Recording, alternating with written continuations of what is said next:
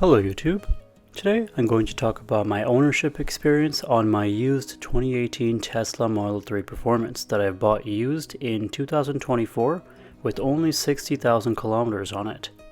Now fast forward to 2026, we have over 211,000 kilometers on this thing, which is crazy to me. But my family does drive a lot and this Tesla is perfect. Absolutely perfect for the job. So in this video, I'll be talking about reliability and overall ownership experience. Hit that subscribe button and show your support to my channel. The goal is to get to 10,000 subscribers by the end of the year, so let's see if we can make it happen. I know there's so much hate around Teslas and electric vehicles in general, but honestly, what I've learned is not to take advice from someone who doesn't own an electric vehicle, especially a Tesla. Before I got my Tesla, people were like, oh, you're gonna get stranded when the range runs out. Good luck in wintertime as the cold weather depletes your battery. Oh, you're gonna spend all the money you saved on a new high voltage battery, so there's no point in buying an electric vehicle. There's people like that, so definitely you have to ignore all those guys and follow your heart because that's what matters. So let me get to the point here. The Tesla is out of warranty now, so any expense related to the drive unit and battery is going to be on me.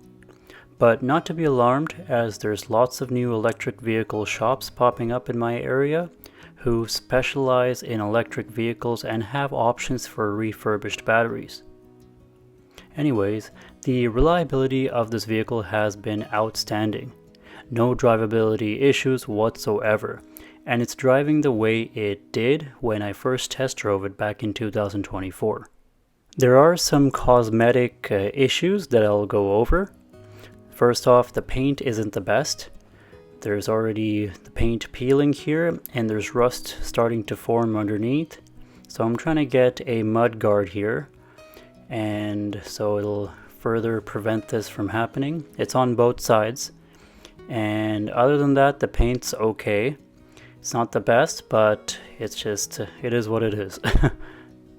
The door handle on the left side rear passenger, the chrome on it started peeling off and it was very sharp, so now I glued it back together, so no problems there. But it was a little bit of an annoying issue because things like this should not happen on a modern day vehicle in my opinion.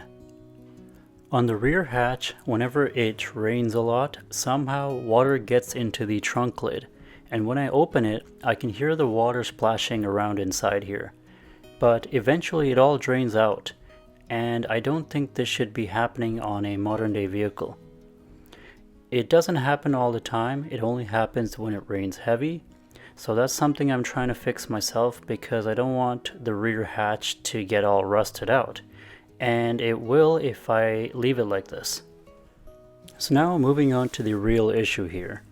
The only real issue I'm currently having is related to the wheel alignment.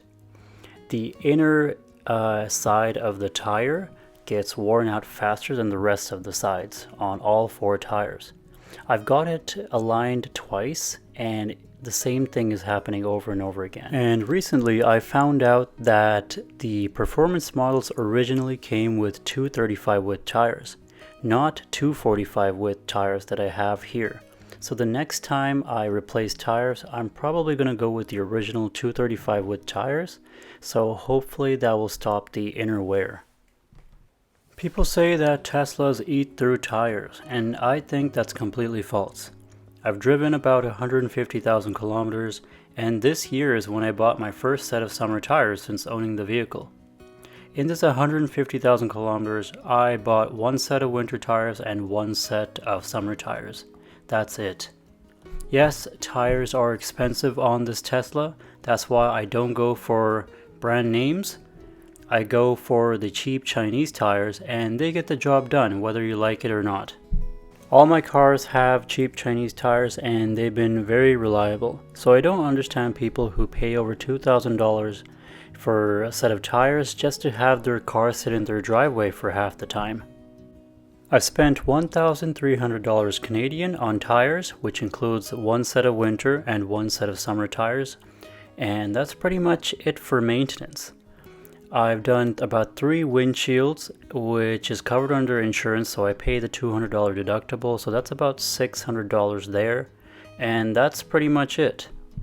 When it comes to the battery and full range capacity, the stats are amazing. On a full charge, I get 430 kilometers, and the battery health is currently 82%, which is quite reasonable for an 8-year-old car with 210,000 kilometers. So absolutely no problems with the drivetrain. The interior is great, no rattles, no squeaks, and it's built quite well, especially compared to my Lincoln MKZ Hybrid. I really have no complaints inside here, but I know a lot of people complain about the interior quality, but I didn't pay retail for this, so there's nothing for me to complain about. I judged this car at the price I paid for, which was just over $39,000 Canadian.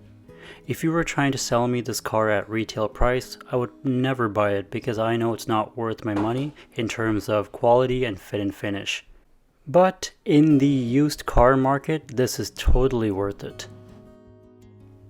By the 200,000 kilometer mark on a regular gasoline vehicle, I would have done 2 sets of spark plugs, transmission oil change, transfer case oil, new brake pads and rotors, but I have not needed any of that on this Tesla. If you look at my recent video on my channel, I did my 60th oil change on my 2015 Lincoln MKZ Hybrid. Yes, that's right, 60th oil change. That's a lot of oil changes, but the car has over 365,000 kilometers on it. The average oil change costed me about $110 Canadian on the Lincoln, so times that by 60 and that's $6,600 Canadian just in oil changes right there. And that's not including the gas and other maintenance costs. So if you do the math, you will see the worth in owning a used Tesla, especially if you drive a ton like me. Going back to the title of the video, is this used Tesla reliable? The answer is going to be yes, but only purchase a Tesla or any electric car if you do a lot of driving like me. I drive well over the 15,000 kilometer Canadian average per year, so it's worth it for me. Now, I've heard of people having issues with their car battery, and I think that's because the vehicle doesn't get used enough. All the high mileage Teslas I've seen with over 300,000 miles have been daily driven, so that's something to keep a note of. My experience with this Tesla has been phenomenal, and I will definitely buy another product from them because they've made owning an electric vehicle very simple and easy to use, but most importantly, extremely reliable. Hope you all enjoyed the video and see you all next time.